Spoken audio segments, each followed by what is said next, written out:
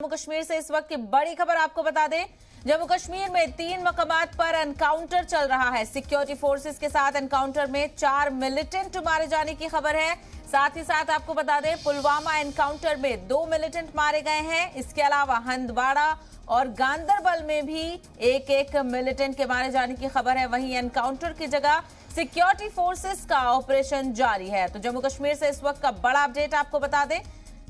जम्मू कश्मीर के मुख्तलिफ मुकामात पर एनकाउंटर, सिक्योरिटी फोर्सेस के साथ एनकाउंटर में 4 मिलिटेंटों के मारे जाने की खबर है। पुलवामा एनकाउंटर में 2 मिलिटेंट मारे गए हैं और इसके अलावा हंदवाड़ा और गांदरबल में भी एक मिलिटेंट मारा गया है। तो जम्मू कश्मीर के 3 मुकामात पुलवामा, हंदवाड़ा और गांदरबल में सिक्योरिटी फोर्सेस और मिलिटेंटों के दरमियान मुठभेड़, और इस एनकाउंटर में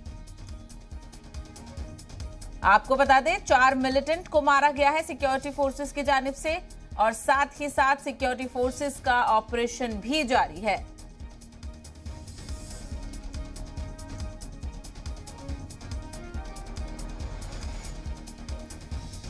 तो जम्मू कश्मीर के 3 मुख्तलिफ मुकामात पर इस वक्त एनकाउंटर चल रहा है। मजीद तफसील हासिल करेंगे। हमारे नुमाइंदे फारूक वानी इस वक्त हमारे साथ बराह रास्त जुड़ गए हैं। फारूक, बताइएगा तीनों मुकामात के हवाले से इस वक्त की क्या अपडेट मिल रही है? देखिए, 3 एनकाउंटर जो चल रहे थे। पहले दक्षिणी कश्मीर पुलवामा क्षेत्र में कल शाम को एक एनकाउंटर हुआ जिसमें 2 मिलिटेंट मारे गए, और उसके बाद हमने देखा रात के ही दौरान गांदरबल और उत्तरी कश्मीर सीमावर्ती इलाके हंदवाड़ा में भी एक एनकाउंटर हुआ। हालांकि पुलवामा और हंदवाड़ा का जो एनकाउंटर है वो ख़त्म हो चुका, और 2 मिलिटेंट पुलवामा क्षेत्र और एक जो है हंदवाड़ा में मारा गया, और एक गांदरबल में। तो कुल मिला के LET के 2 मिलिटेंट और जो जैश मोहम्मद हैं के 2 मिलिटेंट को मिलाकर 4 मिलिटेंट इस बीच जो है वो मारे गए, और 1 मिलिटेंट ने आत्मसमर्पण कर लिया। और इस ऑपरेशन अभी भी जो है ख़त्म हो चुके हैं। हालांकि जो गांदरबल का ऑपरेशन है वो भी चल रहा है, सर्च ऑपरेशन वहां अभी भी चल रहा है। और इसके अलावा कल रात से ही हमने देखा जो विभिन्न जिलों में search operation Jammu Kashmir police और सेना की तरफ शुरू किए गए थे, उनमें फिलहाल बड़ी सफलता के तौर पर इसको देखा जा रहा है। और IG विजय कुमार ने भी जिस तरीके से ट्वीट किया कि ये एक बहुत बड़ी सफलता है, क्योंकि कल रात ही हमने देखा कि जो दक्षिणी कश्मीर के कुलगाम क्षेत्र हैं वहां पे एक सरपंच को गोलियां मारकर उसकी हत्या कर दी गई थी। उसके बाद ही ये search operation Jammu Kashmir police ने चलाई और उसमें तेजी लाई गई। सेना भी इस ऑपरेशन में जो है अपनी अहम भूमिका निभा रही है। और इससे पहले ही जम्मू कश्मीर के जो DG हैं दिलबाग सिंह ने कहा था कि कुछ दिनों में जो एक्टिव मिलिटेंट हैं उनके ऊपर शिकंजा कसा जाएगा और एंटी मिलिटेंसी ऑपरेशन इसमें तेजी लाएगी। तो ये उसी की एक कड़ी है। और उन्होंने ये भी कहा था कि आने वाले समय में जो है मिलिटेंट जो हैं उन पर शिकंजा कसा जाएगा और हालात जो हैं वो सामान्य आएंगे, तो उसके साथ इसको जोड़ा जा सकता है। और इससे पहले भी श्रीनगर के हजरतबल इलाके में जो LET का टॉप कमांडर था हैदर, उसको मारा गया एक ब्रीफ शूट आउट में। उसके साथ जो अन्य 2 साथी थे हालांकि वो भागने में सफल हुए थे, तो उसके बाद उनकी भी तलाश की जा रही थी। और अभी जम्मू कश्मीर पुलिस के जो आला अधिकारी हैं वो दक्षिणी कश्मीर पुलवामा क्षेत्र पहुंचे हैं और हालात का जायजा ले रहे हैं। इस बीच अभी भी कुछ जगहों पर सर्च ऑपरेशन अभी भी चल रहे हैं, जिनकी अभी जो जानकारी है वो कुछ देर में साझा की जा सकती हैं। और ये सूत्रों के हवाले से भी, और IG विजय कुमार ने भी कहा कि कुछ जगहों पर अभी भी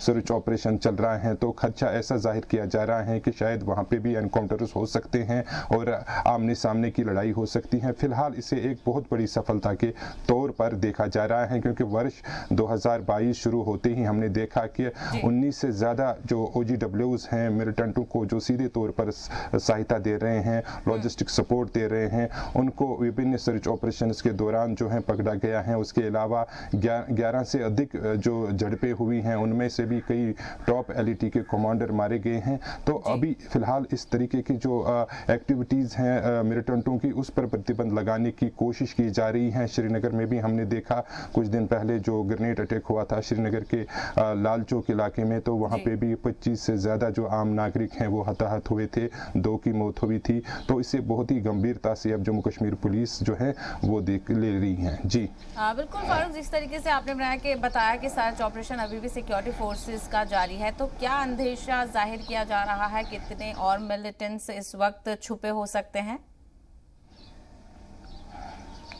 देखिए फ़िलहाल उसकी पुष्टि अभी नहीं आई है कि इस तरह की जो कोई जो इन वहाँ मिलिटेंटों के होने या न होने की जो इत्तला है वो सामने नहीं आ रही। फ़िलहाल ये कहा गया कि सर्च ऑपरेशन अभी चल रहे हैं और कुछ देर के बाद वो भी जानकारी आएगी कि क्या कुछ हाथ लगा है जम्मू कश्मीर पुलिस और सेना को। फ़िलहाल अभी जॉइंट ऑपरेशन चल ही रहे हैं और अभी गांदरबल में भी जो सर्च ऑपरेशन है वो फ़िलहाल चल रहा है। हालांकि 2 जगहों पर जो ऑपरेशन है वो ख़त्म हो चुके हैं और जो अन्य ऑपरेशन अभी चल रहे हैं उसकी भी जानकारी कुछ देर के बाद सामने आएगी। फिलहाल अभी जो लोग जो मिलिटेंट इन कुछ झड़पों में मारे गए हैं मुठभेड़ में, उनकी आइडेंटिफिकेशन भी सामने आएगी और पुलिस बाज़ाब्ता जो है मीडिया को ब्रीफ करेगी। उसके बाद सारी जानकारी जो है वो साझा की जाएगी, क्योंकि इसमें एक विदेशी मिलिटेंट भी हैं जो इस मुठभेड़ में मारा गया है। मुख्तलिफ पर ये एनकाउंटर्स हुए हैं और साथ ही साथ जो सिक्योरिटी फोर्सेज है उनका ऑपरेशन जारी है और तफ्तीश इकट्ठा की जा रही है। फारूक, हमसे बात करने के लिए बेहद शुक्रिया।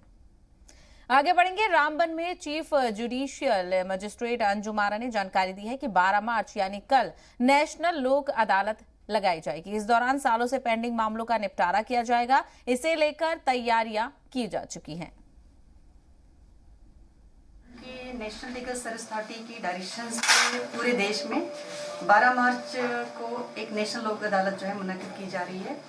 तो इसी के अंतर्गत जो है स्टेट लीगल सर्विस अथॉरिटी की डायरेक्शन पे, उसके बाद हमारे chairman district legal service authority की डायरेक्शन पे हम भी अपने डिस्ट्रिक्ट में जो है ये जो है लोक अदालत लगा रहे हैं। और इसके लिए जो है हमने 4 मार्च से कंटिन्यूसली प्री लोक अदालत जो है सेशंस लगाए हैं, जिसमें हमने बेंचेस बनाए हैं कॉन्स्टिट्यूट किए और डेली बेस पर जो है हम केसेस डिस्पोज ऑफ कर रहे हैं। इसमें आपको काफ़ी सारे बेनिफिट्स हैं। सबसे बड़ा ये है कि आपकी जो लिटिगेशन है उसका एक एंड हो जाता है और पार्टीज़ को ये जो है एक हार जीत का वो एक फीलिंग नहीं रहती है।